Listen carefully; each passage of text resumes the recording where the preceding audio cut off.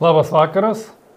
Tęsėme diskusijų ciklą, ieškome sprendimo ir galų gale priėjom prie turbūt pačios svarbiausios temos mūsų valstybėje, tai yra švietimo iššūkių.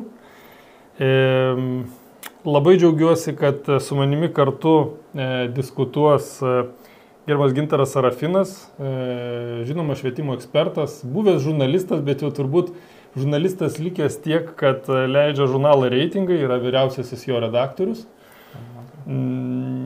Gerbiamas Kęstutis Mikalojūnas, tai yra Lietuvos tėvų forumo tarybos pirmininkas. Dažnai girdime jūsų balsą diskutuojant apie tokias pačias aktualiausias ar aštriausias švietimo vaikams kylančias ir tėvam problemas. Gerbiamas Sigitas Besagirskas, ekonomistas, bet kartu ir mokykloms vadovėlių leidėjas. Iš tiesų, kol kas savo diskusijose vengiame politikų tyčia ir nei vieno iš mūsų nėra čia politiko. Tiesą pasakius, kvietėme, bandžiau prisikviesti valstybės institucijų tarnautojų arba mokyklų vadovų, bet ko gero neradome tų, kurie sutiktų. Čia reikėtų turbūt prisiminti tai, kad mūsų valstybėje dar tebegaji yra tokia baimės atmosfera, o tvyro jį ko gero dėl to, kad dažnai galvojame, kad sunku patikėti, kad kas nors galėtų pasikeisti ir tas beviltiškumas neretai išvirsta į baimę. Na čia tikiuosi tie, kurie sėdi, tiki, kad galima randant tinkamus sprendimus pakeisti tą sistemą, tą situaciją, kurioje yra atitinkamos sritis. Ir šiuo atveju mes kalbame apie švietimo sritį.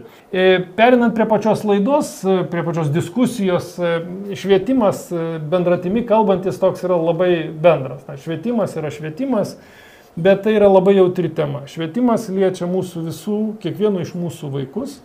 Švietimas liečia Lietuvos ateitį, mūsų valstybės ateitį, jie kurs valstybę. Švietimas yra tai, kas ko gero rūpi kiekvienai šeimai, nes vaikus mes auklėjame ne tik mokyklose, bet visų pirma mes duodam jiem etikos suvokimą, dorinį ugdymą šeimoje. Priminsiu ir Konstitucijos straipsnį. Tėvai ir globėjai nevaržomi rūpinasi vaikų religinių ir dorovinių auklėjimų pagal savo įsitikinimus. Ir čia prisiminsiu rugsėjo mėnesį neseniai kilusios problemos apie tą lytiškumo ugdymo programą, kuri beje liko ir niekaip neišspręsta. Visuomenė rodo absoliutų nepasitenkinimą, visuomenė kalba ir čia negalima būtų skirstyti juodus ar baltus. Iš tiesų didžioji dalis visuomenė sako, neskubėkit, palaukit. Ta patį sako kai kurie valstybės vadovai, bet tačiau kažkoks projektas ar kaip čia galėsim ir pasiaiškinti, kas ten vyksta toliau ir kodėl. Toliau įjungta toks trečias bėgis automobilyje ir važiuoja į priekį. Ir aš pagal tą progą paėmiau švietimo įstatymą, permečiau akimis ir man labai įdomi susidarė toks įdomus dalykas. Perskaičiau ir pats pradėjau mąstyti ir svarstyti, ar iš tiesų tai, kas yra švietimo įstatymo preambulėje, atitinka, kas yra realybėje. Ir nesupykite, gerbiami žiūrovai, aš truputėlį pacituosiu, bet tos citatos yra tokios labai parodančios teoriniai, kaip mes norėtum, kad būtų ir man atrodo, kaip nėra iš tiesų Lietuvoje. Taigi švietimas veikla, kuria siekiama suteikti asmeniui visaverčio savarankiško gyvenimo pagrindus ir padėti jam nuolat tobulinti savo gebėjimus. Švietimas kaip asmens, visuomenės ir valstybės ateities kūrimo būdas grindžiamas šalies kultūros tradicijomis. Švietimas saugo ir kuria tautos tapatybę, perduoda vertybės, kurios daro žmogaus gyvenimą prasmingą, visuomenės gyvenimą darnų ir solidarų. Švietimas savo paskirtį geriausiai atlieka tada, kai jo raida lenkia bendrąją visuomenės raidą. Jis yra prioritetiškai valstybės remiama visuomenės raidos sritis.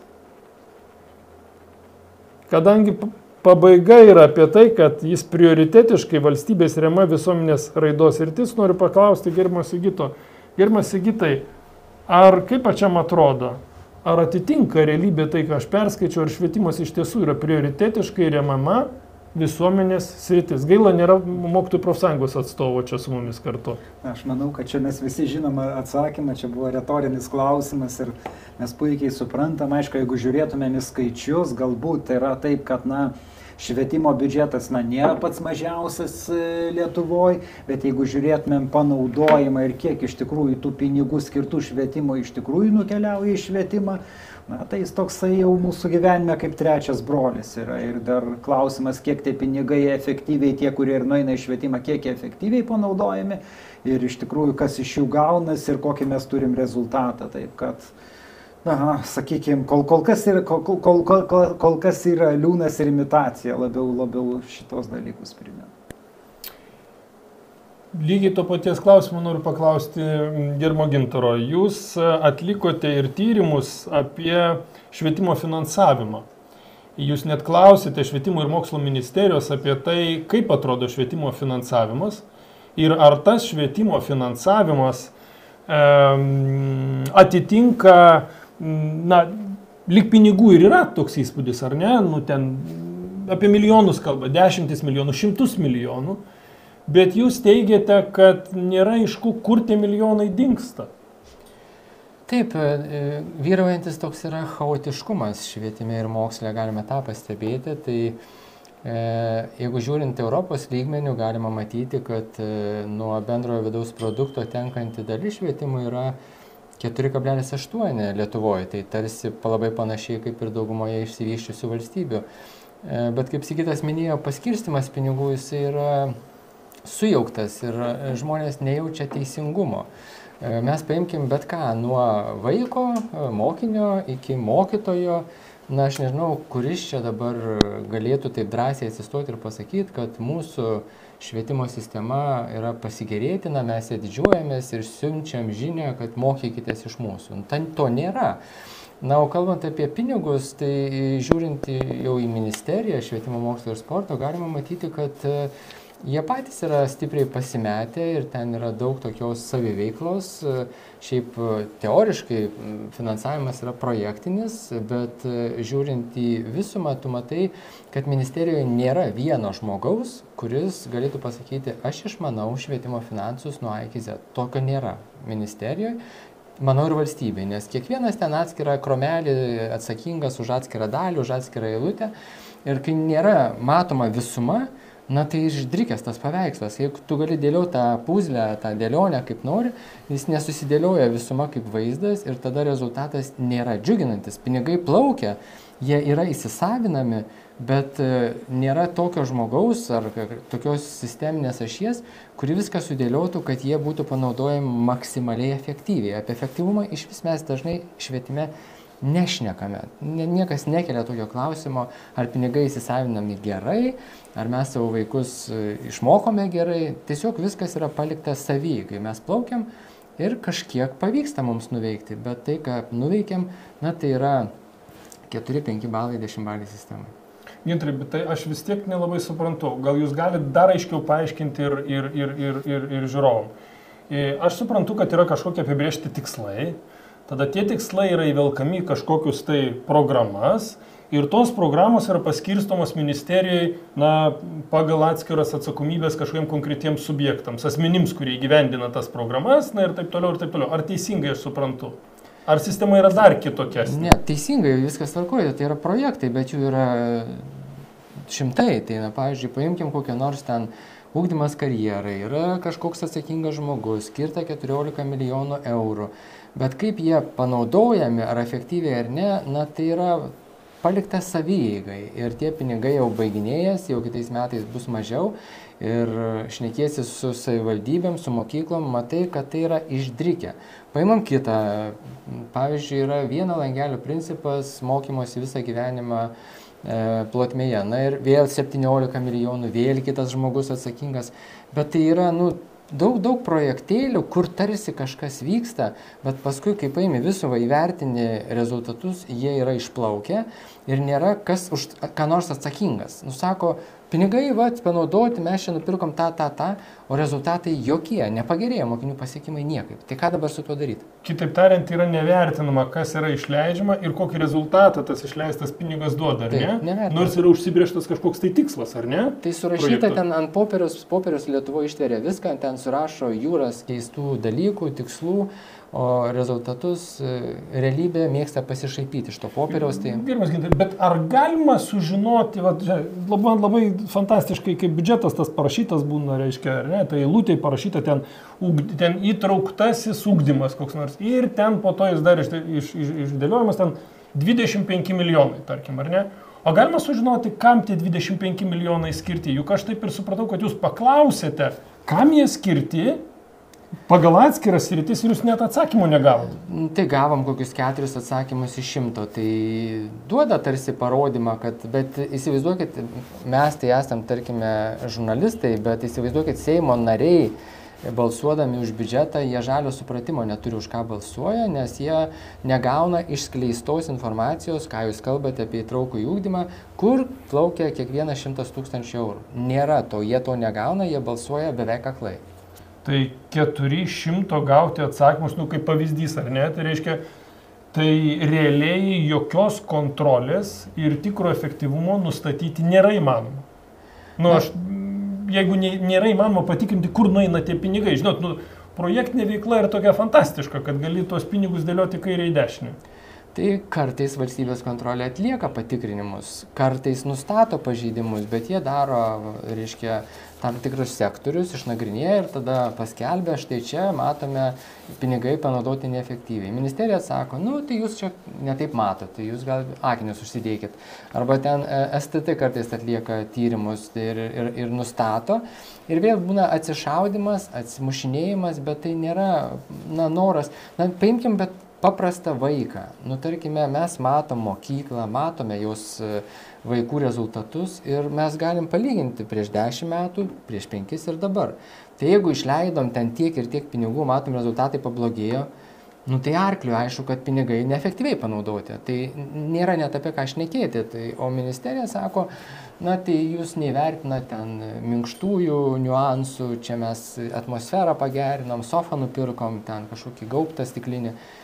Tai pripirkta yra mokyklose visko daug, bet sistemiškai neveikia viskas ir mes negalim didžiuotis rezultatais. Gerbiamas Kęstuti, tai dabar dėl projektinio to finansavimo ir perėsim prie biškį minkštesnių dalykų. Čia mes nuo tokio labai kieto pradėjau.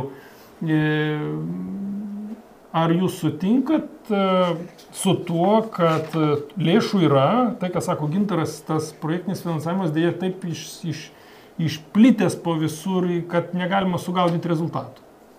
Tiesiog projektinis finansavimas ir projektai neša visai kitus tikslus. Ta prasme, jie turi savo tikslus, savo lokalius tikslus. Jeigu ESVAS finansavimas, tai ten yra tam tikri rodikliai ir švietime dėja yra labai sudėtinga. Todėl, kad švietimas reikėtų pasimti periodą, bet kuriai reformai, didesnį negu kad viena kadencija, turbūt didesnį negu 3 kadencijos. Reikėtų pasimti 12 metų periodą, kai vaikas eina nuo 1 iki 12 klasės, o visi projektiniai, tie, kurie dabar 1000-mečių, pavyzdžiui, mokyklų projektas, ten yra įdėti rodikliai, pagerinti mokinių pasiekimus. Bet per metus arba per 2 neįmanoma pagerinti mokinių pasiekimų. Galima tik tai, ta prasme, pradėjus kažkokią reformą, iš pradžių būna atkritimas. Tai reiškia, kad po 2 metų tik tai būsime ant nulio, sakysime taip. Ir po to jau po 3-4 galbūt vos pradės kilti. Bet kai projekte 1000-mečių mokykloje yra įdėtas rodiklis pagerinti pasiekimus po 2 metų, tai iš karto jis suponuoja, kad tai bus imituojama. Ta prasme, imituojant galima padaryti arba suvaidinti, kad tie rodikliai kažkokie būtų, pasimti kitas imtis ar panašiai. Bet tai yra, iškreipia patį švietimą, iškreipia blogąją prasme, kad mes patys nuvertinam švietimą, pakišam blogus rodiklius, vaidiname, kad yra gerai, bet iš tikrųjų esame tokiam... Kitaip tariant, švietimo sistema finansavimo sukurta pagal ES projektus. Ir kitus, ir nacionalinius projektus, kuriuos mes ir vykdoma kaip projektiniai veiklai, nesekant rezultatų. Taip aš suprantu bendrą situaciją. Tiesiog didelė dalis pinigų yra projektinių, iš vienos pusės tai yra gerai, kad į švietimą ateina pinigai, bet iš kitos pusės, kadangi mes patys iš savo biudžeto neskiriame, tai mes jų nevaldome taip, kaip patys norėtume. Nu ir iš to mes turime visas pasiekmes, kad tos pinigus pradedame vieną projektą, jį pabaigiame, pamirštame rezultatus, nebetęsime, tada pradedame kitą ir taip toliau, ir taip toliau. Ir tas sugaištas laikas, įdarbinti žmonės po to išmesti, kompetencijos prarastos, ta prasme, kad tai viskas sukasi, tame nelieka tęstinumo, nelieka bendros krypties, tiesiog turime tą, ką turime. Tuščios apsukos. Nuolatinės reformos. Ir taip, ir pavyzdžiui, mesgi, jeigu žmogus nėra trumpos atminties, jis gali pažiūrėti atgal, tai dabar mini Kęstutis, tarkime, tą 1000-mečio mokyklų programą, bet prieš tai buvo ten pagalbos krepšelio programa, ten milijonai, dešimtis plaukia, tai jau pasibaigė, jau galim rezultatus žiūrėti, bet nėra į ką žiūrėti. Ir jeigu dar pažiūrė ankstesnius metus, tu matai, kad neišpildyta, neįvyko, nerealizuota. Ir gaila, nes atrodo, kad švietimas jis tapo toksai, pinigų įsisavinimo įrankiu. O gaila, nes mes galėtumėme švietime daug daugiau nuveikti. Ir žiūrint į kiekvieną šeimą, į vaiką, bet niekas nežiūri į juos. Ar jūs girdite iš vis, kur šiandien yra vaikas? Mokinys iš viso, kur jo šeima yra, kur mokytojas yra, paribiuose, paraštėse, paliktas likimam valiai, pats kiekviena šeima šiandien gelbėjasi kaip išmano. Mato, kad jau jiems nepatinka tai, ką mato, gerai, mes tada negalvosim apie makro lygmenį, nusileidžiam į mikro, mes samdom jūrą korepetitorių, mes gelbėjomės patys individualiai. Tai bloga girdėti valstybėje, taip neturi būti. Aš dar noriu šitą pridėti, kad dar vienas, kadangi jūs pradėjote nuo tikslų, švietimo įstatymai irgi yra tikslai, bet jie yra tokie labiau vizijos lygio, ta prasme nėra pamatuojami. Tai švietime mes kaip tik neturime tikslų, nesame kaip visuomenė susitarę, ko mes siekime. Ta prasme, neturime susitarimo, koks žmogus turi, pavyzdžiui, pabaigti 12 klasių. Tai yra, sutarimo to nėra. Tai tiesiog, kas kaip moka, tas taip daro, arba yra tokie labai apskriti dalykai, tai tokio, sakysim, aiškaus sutarimo labai trūksta. Tai jeigu jisai būtų aiškesnis, jeigu būtų, nežinau, Korėja paimkime, Pietų Korėja, kur švietimas yra labai aukštai ir valstybė, man atrodo, daro labai didelę pažangą. Tai tokių nėra. Pas mus irgi dar yra primesti rodikliai iš šitą BPO, ta prasme, iš UNESCO.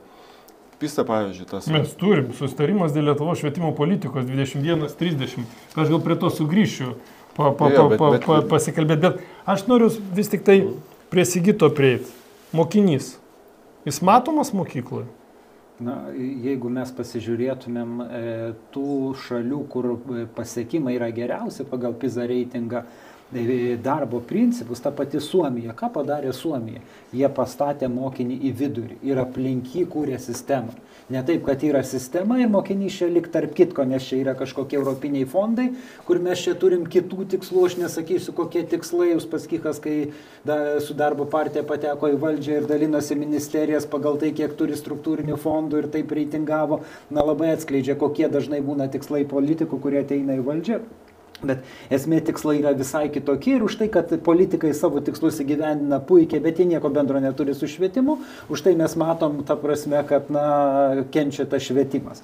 Bet grįžtant, sakykime, prie sistemos, mokinys turėtų būti centre ir aplink jį suktis visas pasaulis, visos planetos.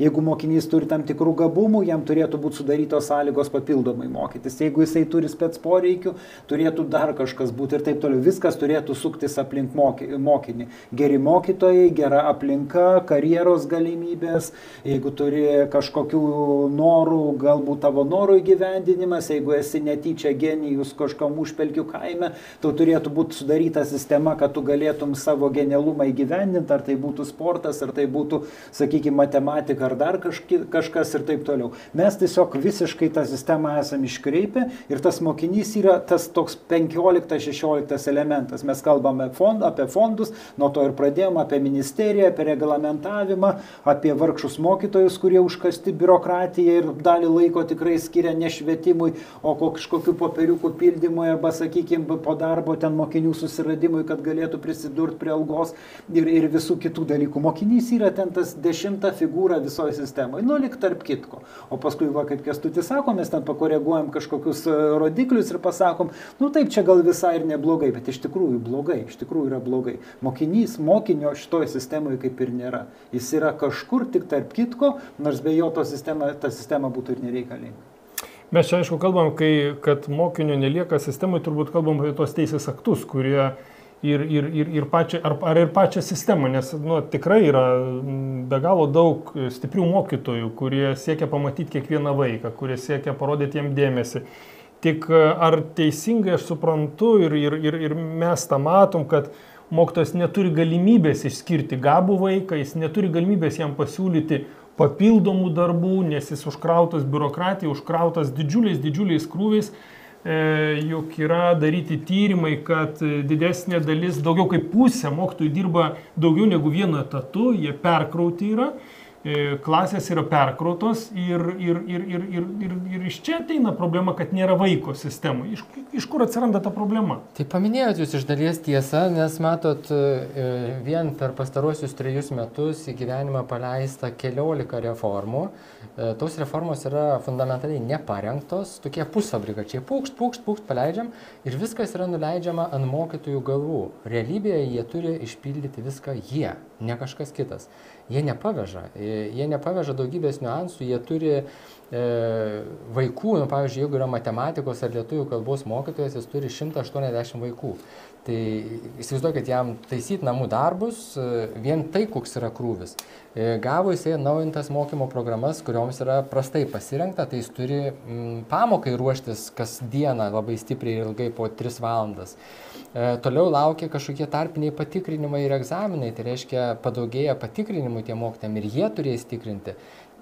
Finansiškai tai nėra kažkaip apibrėžta ir tam mokytojui paaiškinta, kad brangusis, tu dirbsi tiek ir labai daug uždirbsi. Ne, viskas palikta, kaskitės jūs ten patys vieni ir gelbėkitės kaip išmanot. Tai mokytojai jie tiesiog perdeginėja. Dabar yra lapkričio pradžia, ir jau tie mokytojai jau saugikliai šaudo, jau jie nebegali pavežti, jie piktinasi, jie nuleidžia tą savo neigiamas emocijas vadovams, jie irgi pikti. Tai, o mokinys, jisai ką jis ateina, jis mato paklaikusiam akim mokytoją, jis mato, kad keliami jam milžiniški tikslai, lūkesčiai iš tėvų, iš valstybės, iš mokytojų, jis irgi pasimetęs. Na tai yra toks, tai tada tas mokinys, jisai ir kai nekeliamas į 1 vietą, o atsiduria 1 vietoj kažkokios reformos, nes kažkas nori įsirašyti į istoriją kaip grandioziniai milžiniški reformatoriai, tai jie įsirašė, žinot, bet pasiekmes tai yra visai, mes ne tik, kad nei prieki žingsniuojame, o atgal. Tai liūdna. Aš jum pantrindamas, net 57% valstybės ir savivaldybių bendrojo ugdymo mokyklų mokytojų dirba daugiau nei vienu etatu. Ir trečdalis dirba mažiau nei etatu ir tik 7% dirba vienu etatu. Koks nepaskirstytas tinkamai krūvis. Jaunų 25-29 metai mokytojų vidutinis atlyginimas bruto buvo 17% mažesnis, čia kalbu apie 22 metus, 17% mažesnis nei vidutinis šalies darbo užmokestis. Į pedagoginės studijas stojusiųjų kolegijose balai tiesiekė 5,91. Universitetuose 7,14 per pastarosius 3 metus. Čia yra vidurkiai. Sakykit, kas atsitiko toje prestižinėje profesijoje, kaip mes atėjome iki tokio lygio, kad šita prestižinė profesija yra perkrauta, neturi tinkamų atlyginimų ir dargi į ją nestoja ir nieks nenori stoti. Dar siūlom tuos vadinamus QR kodus. Atsimenat, gėda didžiausiai į pedagogą, tėvelis turi žiūrėti kaip į potencialų nusikaltėlį, nes kiekvienas tėvelis atėjęs atvedęs savo vaiką gali paprašyti pedagogo parodyti jam telefone QR kodą, kad jis nėra nusikaltėlis. Įsivaizduojat, niekur to nėra, bet pas mūsų mokytojais yra padarytas potencialus mokytojas nusikaltėlis. Kęstuti, ar Gintarai? Na, įsivaizduokit, jūs esat mokinys, sėdėt paprastoje gimnazijoje, esat 10-okas ar 11-okas ir matot mokytojus, tuos nualintus, matot, išnekėjot apie individualizuotą ugdymą, kad labai klasėse skirtingi vaikai, sėdi 30 skirtingų vaikų, pagalbos specialistų Lietuvoje kaip ir daug ko stokoja. Na ir tas mokytojas išeina į areną prieš tiek vaikų ir jisai natūralu negali ten individualizuoti mokymo. Na ir mato mokinys tą tokį nusialinusi mokytoją, kuris stengiasi iš paskutiniųjų, bet bendras vaizdas, bendras gaudesys Lietuvoje, ar jis įkvepia jauną žmogų, vau, aš norėčiau būti mokytoju. Jūs pats pagalvokit, ar jums tai apsiverstų liežuvis pasakyti, aš norėčiau po 12 klasės nebejotinai. Ir tai aš važiuoju per daugybę mokyklų ir vis tiek prieina jaunimas, sako, ar verta? Sakau, taip verta, didelė prasmė. Stok, tai po 5 metų jūs ant rankų nešios. Tai ir tai dar atsiranda, bet dauguma, sako, ne, viską rinksiuosi išskyrus pedagogiką.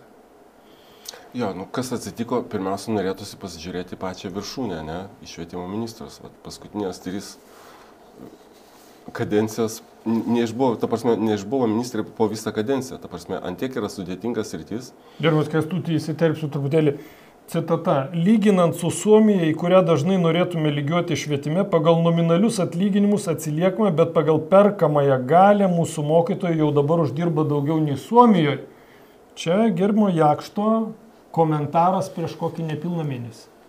Atsiprašau, kad įsiterpiu, čia pašaipa tokia yra, gėda net juoktis, bet atsiprašau, kad šiaip, jeigu pasižiūrėti, kažkokias provincijas, ta prasme, mokytojas tikrai gatvėje matosi, gatvėje galima, aš atpažįstu dažnai mokytojo gatvėje, tai ta prasme, kad mokytojai šiek tiek kitokie, ta prasme, net iš išorės, net nežinant, bet gali atspėti, kad mokytojas. Tai tiesiog pagal socialinį, ta prasme, statusą, pagal rūbą, pagal išvaizdą, pagal mimikas, ta prasme, gali atpažinti. Didžiosiuose miestuose mokytojai vargani. Ir ypač sunku, jeigu yra abu, ta prasme, ir vyras, ir žmona mokytojai. Tai jiem išgyventi tikrai yra sunku. Tai čia jeigu įtarė. Bet sakau, aš noriu sugrįžti prie to, kad nežinau, kodėl mes tą sritį švietimą apskritai taip nemylime, ta prasme, mes nemylime ministras nepasitikė mokytojais, nepasitikė tėvais, arba taip atrodo, kad tas nepasitikėjimas yra toks gajus visoje šitoje sistemoje, ta prasme, kad neišbūna ministras visos kadencijos. Tai, ta prasme, žmogus atėjęs, gavęs pasitikėjimo mandatą, jisai turėtų daryti ir turėtų gerbti tą bendruomenę, o ta bendruomenė tikrai yra didelė ir sudėtinga. Tai yra labai sudėtingas sritis. Bet noriu pasakyti, kad tiesiog nežinau, kodėl mes taip nemylime to visko ir negerbėme savęs, nes kažkada mokytojas tikrai buvo prestižinė profesija. Ir tai ne tik pinigai, bet ta prasme, kad mes sugriovėme Leu, kuris buvo, kur dar buvo tų grandų, ta prasme, kurie išaugino kelias mokytojo kartas. Edukologijos universitetą turit mintyje. Taip. Bet būtent, kad dabar tų pedagogų, tų mokslininkų, kurie rašė vadovėlius, kurie augino kitus kelias kartas mokytojų, jų nebeliko. Ta prasme, kad nebėra edukologijos mokslo. Tai labai sunku kažką statyti, neturint tokio pamato. Tai prieisiu prie Sigito, kuris tą temą turėtų gerai žinot, bet vis tik dar noriu nepabėgti nuo vienos minties. Jūs norit pasakyti, kad ministras nebendradarbiauja su pagrindinė savo kaip pasakyti, interesų grupe, jeigu taip jau labai šaltai pavadintus, tėvais? Labai norėtųsi, kad švietimo ministras atstovautų švietimo bendruomenę ir gintų ją.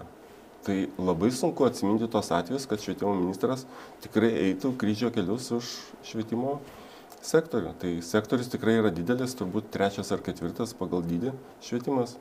Ta prasme, iš visų pramonės sektorių. Ir norėtųsi, kad švietimas būtų pasiryžęs sudegti ir eiti kryžių kelius. Ar Lietuvos tėvų formos gali patekti pas ministrą laisvai, bet kada? Dažnai patenkat? Patenkame ir pavyksta kartais prisikalbėti. Patekti pas ministrą nėra taip sunku, ta prasme, tai yra įmanoma. Bet labai svarbu dalyvauti tose grupėse, kai tvarkos kūriamos. O rezultatą patekė ir pasakė, va čia matom problemą, pasiekėte ar ne? Įvairiai būna. Dažniausiai ne, bet kartais tas balsas būna išgirstamas.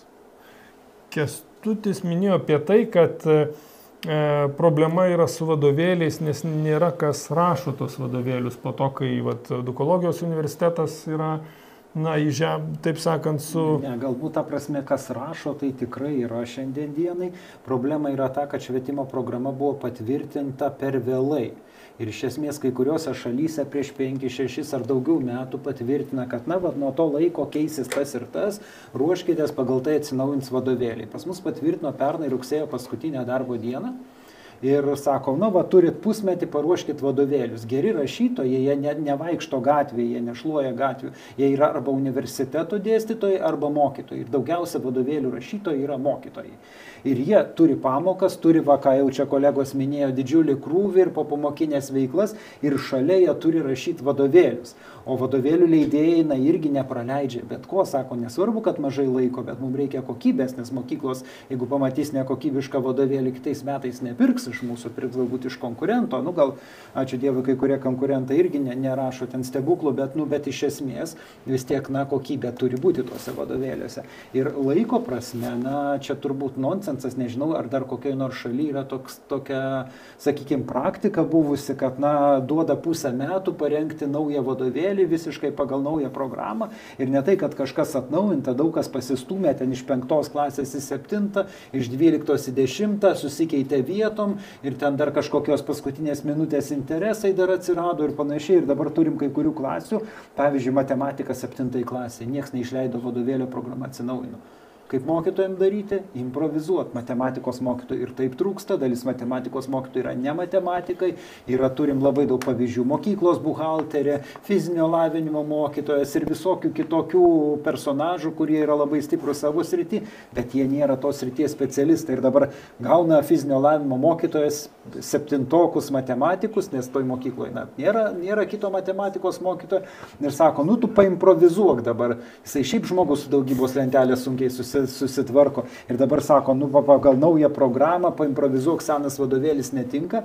Ir kokį mes turim vaiką? Nemotyvuotais. Nebenori mokytis motyvacijos, nes mokytojas pats nori kuo greičiau tą pamoką praslinkti, nes jisai galvoja apie kamuolį ir ką jis nori daryti, ką jisai išmano.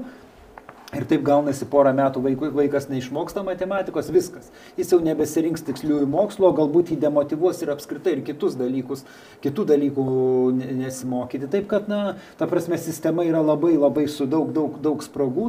Sakau, vadovėliai yra kaip ir gerai, tiek ir mūsų, tiek, manau, ir mūsų kai kurių konkurentų, kai žiūrėjom, tikrai vadovėliai gerai, bet geri, ta prasme, bet jie bus pavėluoti ir kitais metais greičiausiai, bent jau dalis, ir dalies vadovėlių nebus. Kitas dalykas, mokyklom neduoda pinigų atsinaujinti vadovėliam.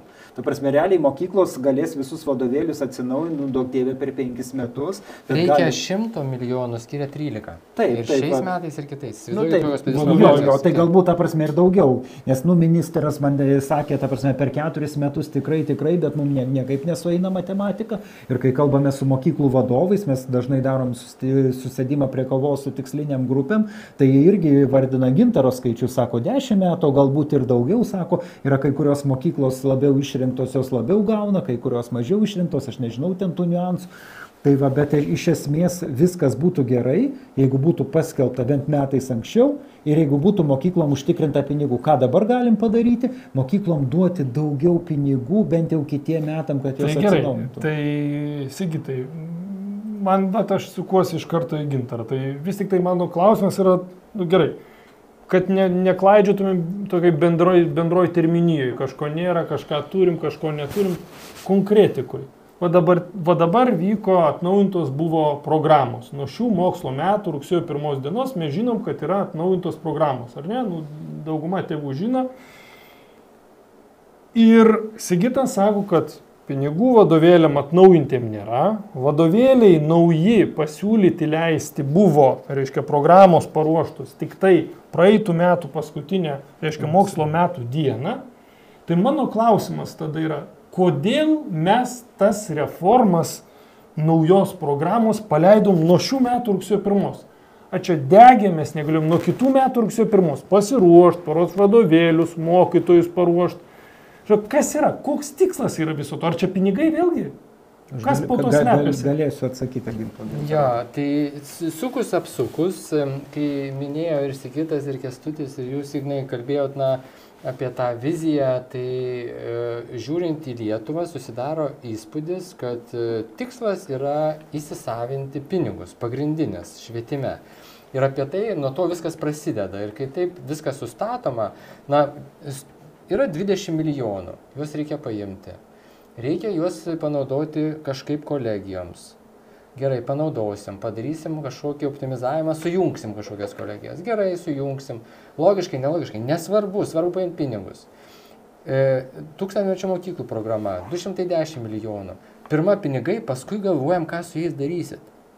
Ar jūs esat kada nors matę, išsivyščiusioje normalioje valstybėje, kad ne pirma galvojamas tikslas ir paskui galvojama, iš kur pinigus gauti ir kaip juos panaudoti efektyviai, bet yra pirma pinigai, paskui galvojama, kaip juos išleisti ir iš vis negalvojama apie rezultatus. Tai toks nonsensas ir tai veda į akligatvį. Ką be paimsi, tada imi bet kurią reformą, ar ten įtraukų į ugdymą, tai milijonai. Ar ten imi tą programų reformą, reiškia bendrojo ugdymo, tai milijonai, kiekvienas kampas milijonai. Ir juos reikia įsisavinti. Ir vėl grįžtame prie to, kur yra vaikas. Va čia už sienos, ką parašyta, ieškom sprendimo. Tai jeigu mes ieškom nors kažkokio sprendimo, tai reikia atsiplėšti nuo pinigų įsisavinimo, nuo to, kad mes bandome pirmą paimti pinigus, o paskui galvoti, kaip juos įsisavinti, pastatom į pirmą centrą vaiką ir galvojam, kaip kiekvieną vaiką, jų yra 320 000, kaip padėti jam kiekvienam tam vaikui išsiskleisti pagal jo galimybės. Ar jis su spec poreikiais, ar jis genijus, nesvarbu. Mes paimam pagal jo galimybės, kad jis pasiektų maksimumą ir nuo to atsispiriam ir pradedam rišti ir tada pinigus kabinam. Ai, tau brangusis reikia pagalbos, tau reikia, gerai, mes suorganizuosim, tau reikia iš vis individualių poreikių, kad tu važiuotum į olimpiadas, gerai padėsim, skirsim mokytus. Mes kai pradedam nuo vaiko ir viskas limpa ir tada stoja į vietas. O kai mes vaiką iš vis numetam į užpečkį ir pradedam pinigai, duokit, išsisavinam, paimsim, paskui galvosim, ar teisingai įsisavinam ar ne. Tai išdrinka viskas, plaukiam, tada mes pasroviui, o kai plauki pasroviui, atplauki perkę. Tai prieš perduodamas Sigitui replikai, man taip susidaro įspūdis, kad tai yra nekompetencija tiesiog, nes pradėti statyti visą sistemą nuo pinigų, tai yra absoliučiai nelogiška. Pinigai yra reikalingi tam, kad įgyvendinti tikslus. Reikalinga žinot pinigų kiekį. Ne, reikalinga žinot pinigų kiekį tam, kad žinotum, kokio dydžio daiktą gali pirkti, ne, ką tu gali padaryti. Bet iš principo visų pirma turi sugalvoti, ko reikia, ar ne, ir tada galvoti, kokiom priemonėm ir tos priemonės priklauso nuo pinigų. Ar teisingai, Sigitai? Taip. Bet taip nėra, Sigitas ir minėjo, kad politikai gyvena kitur. Ne, ta prasme, tiesiog politikai prisitaikė prie to struktūrinio fondo, aš net nežinau, kaip čia pavadinti, bardako sistemos ir taip toliau, ir jiems tai yra patogu. Nesakom, jie nesugeba, jie sugeba, tiesiog kai kam tai yra patogu ir kai kas iš to gyvena. Man, sakykime, gal nukrypsiu nuo temos, buvęs ugdymo plėtotės centras, anksčiau tokia buvo organizacija prie švietimo ministerijos, vadovas sakė, sako, kaip yra planuojami projektai. Sako, va yra, pavyzdžiui, 10 milijonų, žinai, kad 8 milijonus reikia padaryti kažkokiam teisingam pirkimui, bet kad jie būtų teisingi, dar 2 milijonus reikia padaryti matomus. Tai reiškia padaryti kažkokį labai gerą tikslą, kad tie 8 nueitų kažkokiam pirkimui, o čia mes galėtume viešinimai viską padaryti. Ir atsiranda visokie keisti dalykai, ta prasme, kad, daromas projektas, bet dalis pinigų kažkur tai pranyksta. Mes irgi kažkada, aš dirbau vienoje organizacijoje, dalyvavom to paties ugdymo plėtotės centro projekte, pusė projekto pinigų buvo skirta labai geram tikslui, tai yra profesijos mokytojų stažuotėm įmonėse ir tikrai ten buvo viskas labai aišku, skaidru, bet po to aš sužinau, kad to projekto suma yra dvigubai didesnė ir sakau, o kam kiti pusę pinigų skiriama?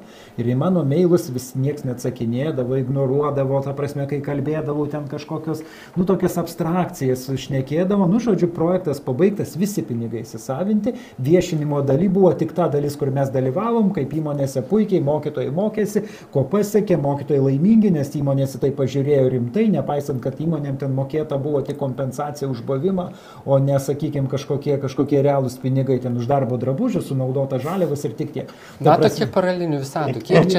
Jo, bet esmė tai yra visiškai kita sistema, kurioje, aš dar kartą paminėsiu, kaip dalinams laimėjusios partijos ministerijos, jiems kiekvienai ministerijai sudedamas svoris. Ir svoris priklauso tiek, kiek ministerija turi struktūrinių fondų. Ne tiek, kiek gali Lietuvai padaryti ar dar kažką, kiek turi struktūrinių fondų. Tai švietimas daug turi struktūrinių fondų. Taip, ta prasme, klausimas, kodėl... Kai vyriausybė yra skirstomi ministrai, ar ne? Taip, kodėl, ta prasme, koks ministro svoris ir kodėl ta partija ims tą ministeriją, o ne tą. Kodėl nieks nenori kultūros ministerijos, pavyzdžiui, klausimas. Aš taip juoko formą norėčiau iškart sureaguoti, jeigu galėtumėm paimti tos milijonus projektinius ES ir padalinti mokytojams. Tiesiog atlyginimų formą. Taip. Parašė gražus projektus, bet atlyginimo formą ar priedų formą jiem atiduoti, tai aš manau, kad mes pasiektumėm daug geresnių rezultatų, negu kad dabar, kad 25-49 metų amžiaus mokytojai uždirba mažiau nei šalies vidurkis. Čia yra valstybės kontrolės ataskaita. 25-34 metų amžiaus mažiausiai iš visų mokytojų. Ir tai yra viena priežasčių, kodėl jos sunkiau išlaikyti mokyklose. Tai jeigu 25-34 metų mokytojas gauna mažiausiai iš visų mokytojų, tai kaip jį galima pakviesti studijuoti šitą specialybę? Iš principo, suprantu, ne viskas į finansus susiveda, bet mūsų visuomenė dėja pagal finansus neretai vertinama žmogaus pasiekimai, kiek tu uždirbi, tai tada tu toks. Tai, žinot, aišku, labai ir tada mes turim tą rezultatą, kurį vėlgi ta pati valstybės kontrolė atkreipia dėmesį, beveik 1500 pedagogų etatų trūkumas per visą Lietuvą.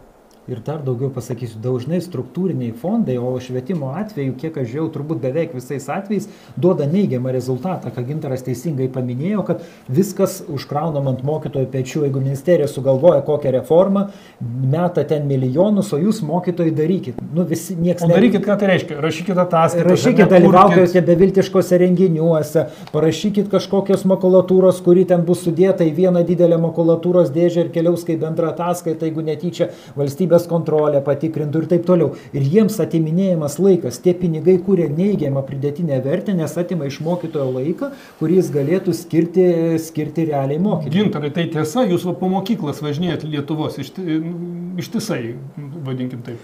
Tai, suprantat, aš kai nuvažiuoju į mokyklą, labai greitai pasimato visas vaizdas mokykloje. Aš matau, kad daugybė mokyklų tiesiog nebekreipia dėmesio į makro lygmenį, į ministeriją, jos nusprendė gyventi savaip. Tiesiog susikūrė mikro savo tokią erdvę ir, žinokit, yra susikūrė labai nuostabiai gerų mokyklų. Ten ir mokymosi kultūra. Pavyzdžiui, vardinsiu pavyzdžiais konkrečiais. Palangos senoji gimnazija. Fantastiškai veikia visom prasmėm. Mažeikių Račkausko gimnazija. Aš vardinu neatrankinės mokyklas, paprastas, geras mokyklas. Alytaus Ramanausko Vanago gimnazija. Nuostabu. Ten Panevėžio Balčikonis. Tiek visko yra ir jos visos veikia gana taip izoliuotai. Tai nėra, reiškia, jos suprato, kad ten klausyti, ką ten Vilniui ten masto ir net kai šneki su mokyklų vadovais, jie sako, mes tikrai neįgyvendinsim visų reformų, mes pažiūrim, kas iš tų parengtų 10 reformų mums tinka. Ir kokias 2, maždaug 3 įvertinam ir mums tinka, mes darom. Bet finansavimas nesumažėjo nuo to? Kaip jie išsisuka dėl finansavimo? Ten kokios nors ten kietasias priemonės, jeigu reikia pirkti? Tiek jie, žinokit, turi išeičių ir variantų ir dar čia vienas mikro lygmuo tai yra mokyklos, o kitas dar yra savivaldybės. Jeigu mokyklos susišneka gerai su savivaldybė, tai ten viską jos išsprendžia savaip ir kokybė pasiekia daug didesnė, negu jie klausytųsi ir vykdytų, kas jiems ten surašyta. Tai ir savivaldybių lygmenį matosi milžiniški skirtumai. Tai matot, įvyko didžiulė diferenciacija. Lietuvoje yra 1000 mokyklų, tai tarp jų vienos ėjo ir nuėjo į priekį, nes jos pačios nusprendė, kad mes norim būti gera mokykla ir įrankių turim kaip tai pasiekti. Kai kurios savivaldybės irgi nusprendė, mes norim būti geros švietime ir mes norime ir tinklą susitvarkyti, ir mokyklas išgryninti, ir mokiniams padėti, ir šeimas įtraukti. Viskas vyko ir įvyko. O kitos, ten kitokie politikai valdžioje, sako, mes negalvojam apie mokinių pasiekimus, mums rūpi, kad mokykla gražiai atrodytų, gražus stogas, langai neblogi, išmanės lentas pakabinom, įrengėm sensorinius kambarius, viską padarėm, blizga pas mus, žinokit, mokykla kaip ledas, gražiausias pastatas rajono centre. Bet kas ten iš to mokiniui, nelabai kas jisai kaip mokėsi, prastai taip ir mokosi, bet matot, kiekviena savivaldybė atskira kunigaikštystė. Kiekviena mokykla atskira kunigaikštystė. Ir laimė yra tiem mokiniams, kuriem pasiseka apsigyventi geroje savivaldybėje ir mokytis gerai sutvarkytoje ir valdomoje mokykloje. Nes sprendimas yra labai iš tikrųjų paprastas, net grįžti prie smetoninės Lietuvos sprendimo, leisti mokytojui ir mokyklai dirbti. jie tikrai patys geriau žino. Taip, tai yra tam tikras partizaninis karas, bet jie žino geriausiai ir svarbiausia, jeigu jų netrukdai, nuimi bent biurokratinę dalį ir pakvieti kelis motyvuotus mokytojus, sistema per metus kitus užsisuka, tik tiek ir reikia. O ar ten, kaip Gintaras sako, gražus langai ar negražus langai, tas yra nesvarbu. Pasižiūrėkime ir senovė ir ten prie žibalinės lempos išmokindavo, po medžiu išmokindavo. Motyvuotas mokytojas, na, jisai gali padaryti stebuklus. Tik tai vat, tokių reikia.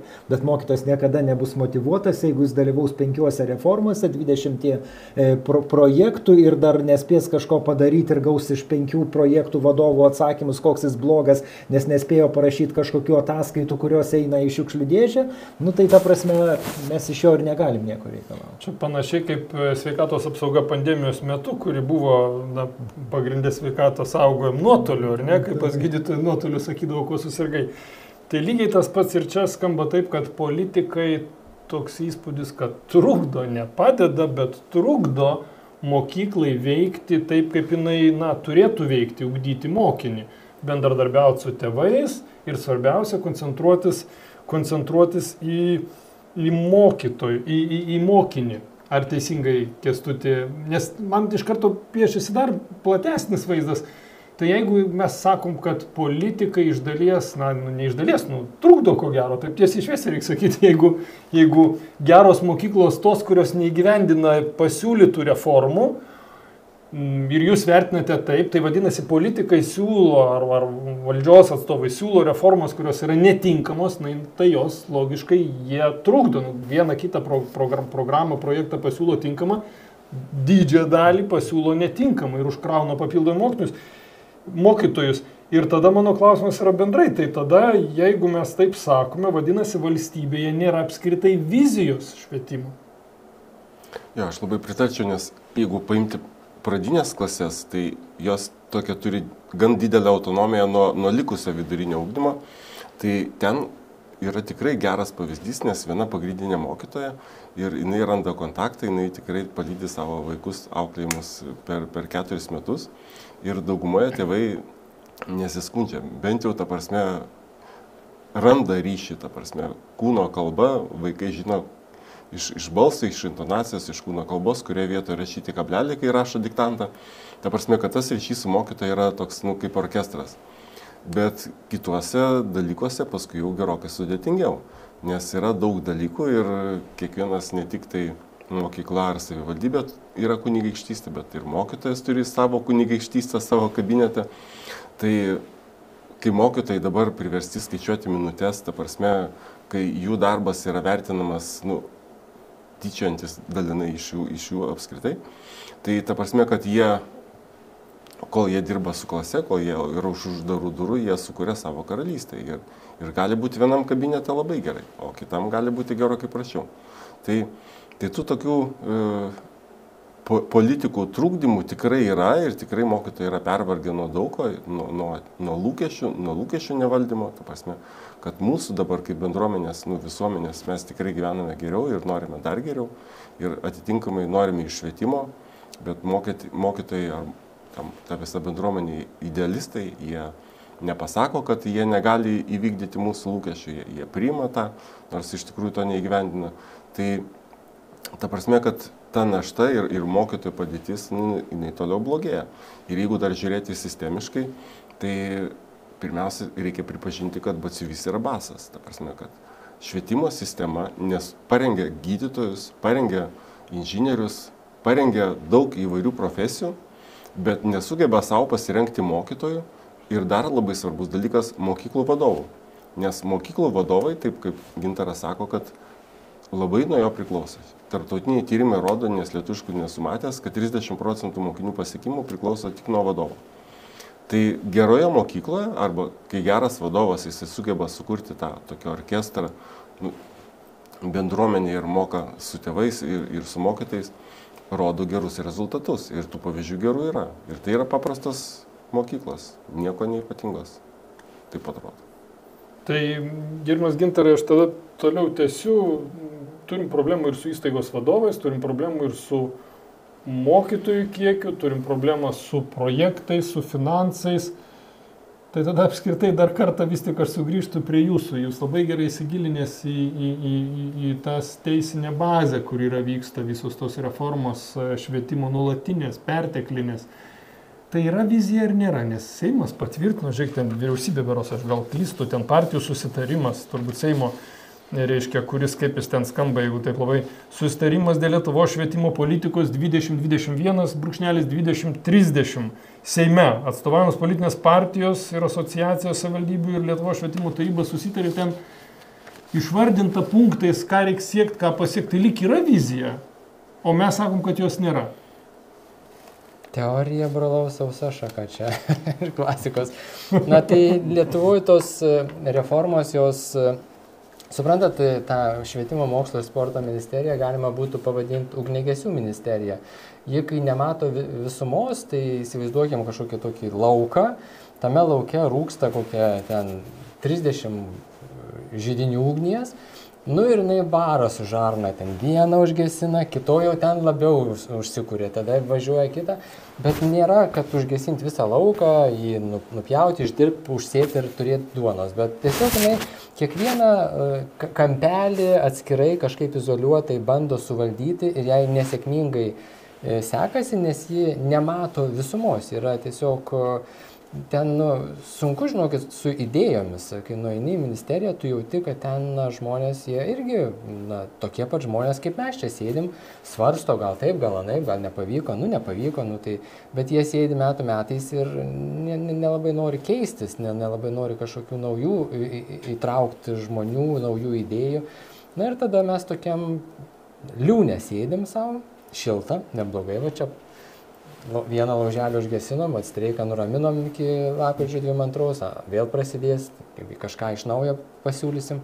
Tai yra nerimta, tai nėra strategų mąstymas, kai kažkada ten 90 metais buvo galvojama apie švietimą, ten apie viziją turėtą, kad ką mes norime nulipdyti iš savo vaikų, ką mes jiems norim pasiūlyti, kokią sistemą sukurti, ką kopijuosim, o ko nekopijuosim. Dabar iš visų valstybių kažkokią po atplaišą paėmėm, nukopijavom, o kai bandom sudėti visumą, neveikia niekas. Tai, bet tai čia, suprantat, įvyko per 30 metų visa pasiekmė ir mes stebim tiesiog liūdną rezultatą ir nematom, kad būtų noras keisti. Yra noras keisti atskirą lauželį užgesinant, bet ne visumą. Aš truputį pakomentuosiu dar apie vidinę ministerijos struktūrą. Ant vieno departamento direktorius, ministerijos vidinio departamento direktorius, čia gal truputį senokai sakė, bet nemanau, kad kas pasikeitė. Yra du sluoksniai. Yra sluoksniai politikų, tai yra ministrai, viceministrai ir ten patarėjų korpusas, kuris ateina kiekvienai valdžiai pasikeitus ir dažnai jisai būna nespecialistai. Jie, duok dieve, kaip dabar turim viceministrą buvusi chemijos mokytoją ir taip toliau, tai čia dar tas geroji, sakykime, pusė, bet jie ateina visiškai žali, jie neteina su kažkokia iš anksto apgalvota vizija ir jie tikrai nori padaryti kažką gerą, bet jie žalio supratimo neturi, nuo ko pradėti, kaip pradėti ir taip toliau. Vyksta diskusijos, dar kažkas, tai bet, 4 metų neužtenka, kai tu esi iš visai kitos ryties, va dabar nežinau, jums tai reiktų kokią nors tenais baleto orkestrą Mozambike išvystyti ir taip toliau, niekad apie tai negalvojot ir nuo ko čia dabar pradėti, kas, kaip, čia vis tiek reikia laiko, suprast kultūrinį kontekstą ir panašiai, jie ateina ir tie 4 metai greit prabėga. Ir yra kitas sluoksnis, tai yra tie senbuviai. Apie senbuvius, tas vienas iš senbuvių pasakojo, taip sako, kokie 5 procentai darosi pinigus, kiti miega. Ir tie nenori, kad kas nors juos patrauktų iš komforto zonos. Tai sako, yra toks dalykas, sako, yra visada tikslas paimti ministrą per 3 dienas. Sakau, ar buvo ministras, kurio nepaimėt? Sako, nebuvo. Sakau, ką reiškia paimti? Sako, užliuliuoti. Yra du metodai, ta prasme, kurie veikia kartu. Vienas metodas, tai yra nuolat girti. Ministras kažką pasako, sako, oi, kaip gerai, koks jūs šaunus ir taip toliau. Antras, ministrą deportuoti. Atsidaro kokiom, nežinau, tenais užpelkių mokyklą po renovacijos. Ministrė, jūsų labai laukia, reikia stelę nukirpti. Konferencija Briuselį, niekinė, bet ministrė, jūs nuvažiuokit, parašysim kalbą. Tas išvažiuoja, ten gero laus išgeria, grįžta, sako, gerai pavarėt. Ir ministras susiliuliuoja toksai, sakykime, tam savo ministro vaidmenį, bet nerealaus vadovo vaidmenį. Ir čia yra ta sistema, tas senas liūnas iš 2 sluoksnių pakankamai jau giliai įsišaknyjęs, taip yra ten entuziastų, kurie kažką daro, bet irgi niekas ten labai nepersidirba. Ministerijos labai galima gerai vertinti pagal labai tokį, sakykime, kaip yra Big Maco indeksas, yra 5 valandos indeksas. Ateikit be 15:05 prie ministerijos durų, prie bet kokios ir pažiūrėkit, kada išeina namo ir kada užgesta paskutinis langas. Tai aš kažkada bandžiau padaryti prie ūkio ministerijos, tai 5 valandą jau buvo visiškai ramu. O jeigu dar, pavyzdžiui, vasarą, saulė šviečia, tai jau visi ir anksčiau išeina. Reiškia, ta prasme, darbas ministerijoje tikrai yra komfortiškas, nereikia dirbti viršvalandžių, nepažeidinėjamos darbuotojų teisės ir panašiai. Sigitai, dabar nuotolinis darbas labai propaguojamas. Jo, tas dar geresnis, jo. Jo, tai bet sugrįžtant prie... Vis tik aš dar noriu paliesti į pabaigą dar vieną tokią labai opę problemą, jeigu spėsim dar porą. Kęstuti, sakykit, jūs kaip tėvų forumo vadovas, tarybos pirmininkas, ką galvojate apie narkotikų paplitimą mokyklose? Žinot, nenoriu tik įvardinti, kuris ar kaip, mano vienas iš vaikų sako, tėti kažką turi daryti su tuo. Sako, tu vis tiek, esi garsesnis, matomas, daryk kažką. Sakau, sūnau, ką daryti? Galiu parašyti 5 ar 10 postų, niekas nuo to nesikeičia. Bet atrodo, kad dabar po keleto tų triukšmų ir po keletos tokių ryškesnių kritikos, žurnalistai pradėjo atkreipinėti kritiką, gal kažkas pajudėjo su ta narkotikų prevencija, gal jau mažins jų sklaidą tarp moksleivių, nes plėtra yra klaiki. Duomenys, statistika rodo, kad jie ypatingai jaunam amžiuje tiesiog žaibiškai plinta.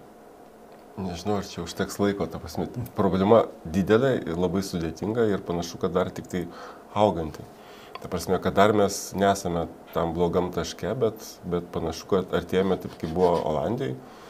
Olandijai reikėjo 15 metų, ta prasme, kad iškrapštyti narkodilerius iš mokyklų, paversti mokyklas kalėjimais, tiesioginė prasme, ta prasme, į kurias sunku patekti, kur geležiniai vartai, kur negali užeiti šiaip jau.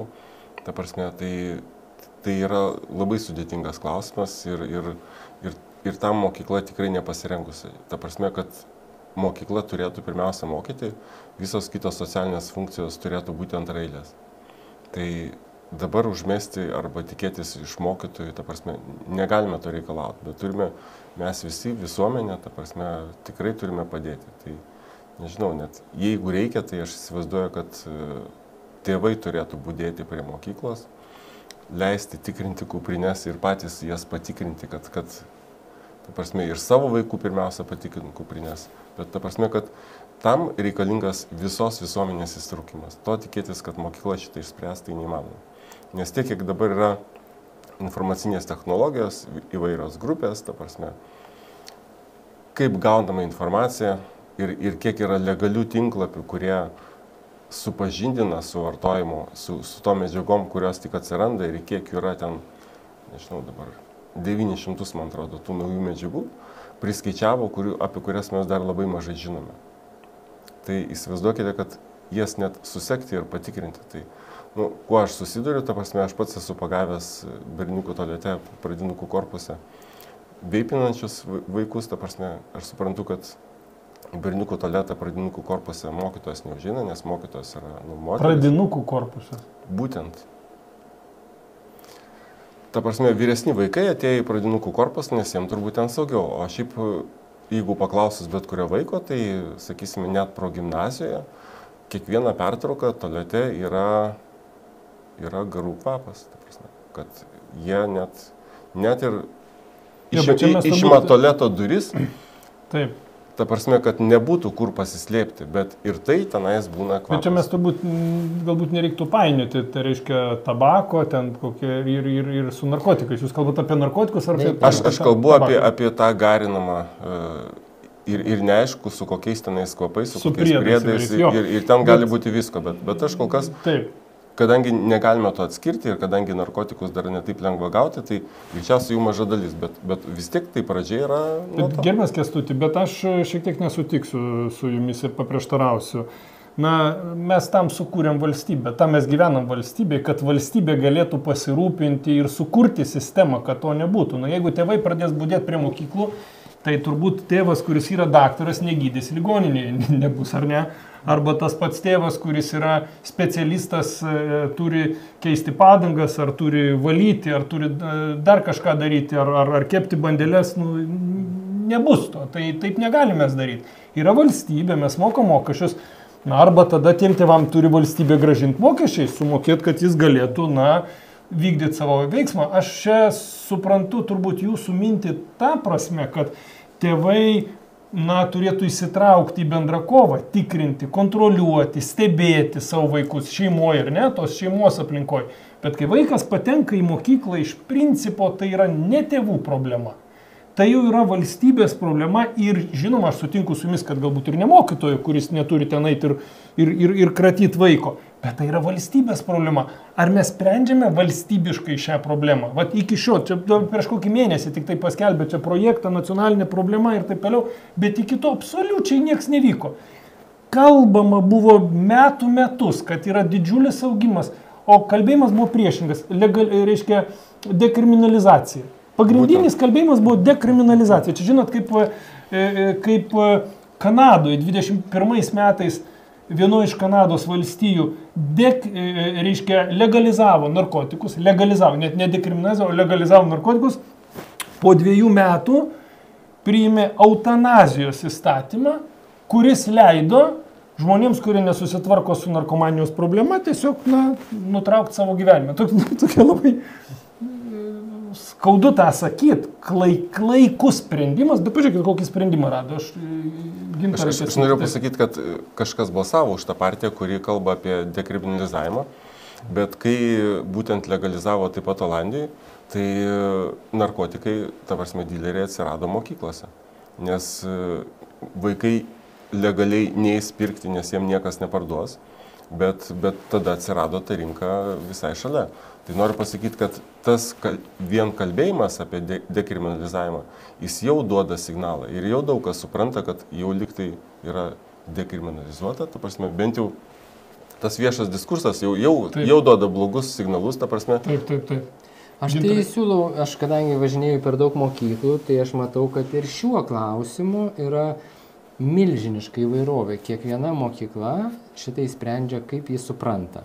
Yra nemažai sėkmingų atvejų, pavyzdžiui, dirbau Širvintose, ten visa savivaldybė nusprendė, kad tų mokslininkai yra sukūrę detektorius, kuriuos pakabinus ten tualetuose, jie fiksuoja tas visus garus ir galima, iškart gauti žinutę į telefoną mokyklos vadovų ir jis gali per 15 sekundžių atsidurti prie tualetų ir pasimti tuos vaikus, susisemti ir nusivesti. Ir tai vyksta, žodžiu, tai kainuoja nepigiai, bet Širvintų rajonas sugalvojo šitą idėją. Nuvažiavau į Palangą, ten direktorius sako, mes mikliai sprendėm situaciją, sako, bet kada pagavus bet kokį jaunuolį yra iškviečiamas tėvai ir policija. O antrą kartą išmetamas vaikas iš mokyklos, nes jie jau gimnazijoje yra pilnamečiai. To užteko viskas. Įsivaizduokit, jau tai atrodo, vienoje mokykloje tas veikia, kitoje tas, reiktų į nacionalinį lygį užkelti, parodyti, čia daugelį mokyklų galima bent kažkiek užkardyti tokiais veikiančių priemonėm. Gintarai, taigi yra pilna projektų, tai paimk ir parašyk projektą, būtent šitai veiklai padaryk, ar taip, kaip padarė Širvintos, ar taip padarė Palangoj, ar galų galia tai pačiai policijai pavest. Su šunimis yra šunys, kurie jaučia narkotikų kvapą, pastovi tegul prie jį einant, nieko nepadarysi. Tiesiog mes kartais galvojam, kad mes esam labai unikalūs, bet iš esmės su panašiom problemam susidarė ir daugiau ES šalių ir jos veikia pagal tą patį scenarijų. Atsiranda partija, kuri kalba apie dekriminalizavimą, galbūt ateityje ir legalizavimą narkotikų, tada atsiranda kažkaip tai masė dilerių toj šaly, didelis kiekis narkotikų ir aišku, jie eina per tuos, kurie gali ilgiausiai juos vartotojai yra būti klientas ilgiausiai, tai yra per moksleivius. Ta prasme, tai yra standartinė schema ir jeigu dabar valdžios politika yra tokia, kad reikia vartoti narkotikus, apie tą pačią partiją šnekam, už kurią kai kas balsavo, kurie ateina su labai aiškia žinute, reikia vartoti narkotikus, jie yra valdžioje, jie yra koalicijoje su kitom 2 partijom, apie kokią mes galim kalbėti kovą prieš vyriausybės politiką, nesvarbu, kad neišdėstyt ant popierių. Taip, tai turbūt matau, kad jau laida mūsų ir ta diskusija turėtų eiti į pabaigą ir turbūt belieka tik tai apibendrinti, padėkoti klausytojams, padėkoti jums, kad dalyvavote ir pasidalinote savo mintimis. Iš tiesų liūdna, kad valstybės institucijų lygmenį, valstybės tarnautojų, tų jau, kurie priima sprendimus, lygmenį nežino, kokį norime mes išugdyti žmogų. Laimiai yra mokyklų, kurių vadovai ir pedagogai, kolektyvai dar vis išlaikė tą suvokimą, kokį jie norėtų matyti tą žmogų, bet dėja politikų ir valdymo institucijų įvairūs pavedimai, reformos ir visi kiti dalykai, atrodo, jiems trukdo įgyvendinti tą pagrindinę viziją. Ir aš norėjau tokią viltį išreikšti, kad galų gale išdrys politikai nežadėti vien tik tai, bet susėsti prieš pradedant bet kokią reformą, susėsti ir surašyti vizijas, pasitarti dėl vizijų su tėvais, su švietimo specialistais. Ir tik tada pradėti įgyvendinti bet kokias reformas, negyventi tome uždarame uždarose projektų ratuose, kurių turbūt daug kaip kokių burbulų ir jie sproginėja, kai juos tik tai išleidė. Ačiū labai. Ačiū Jums. Ačiū.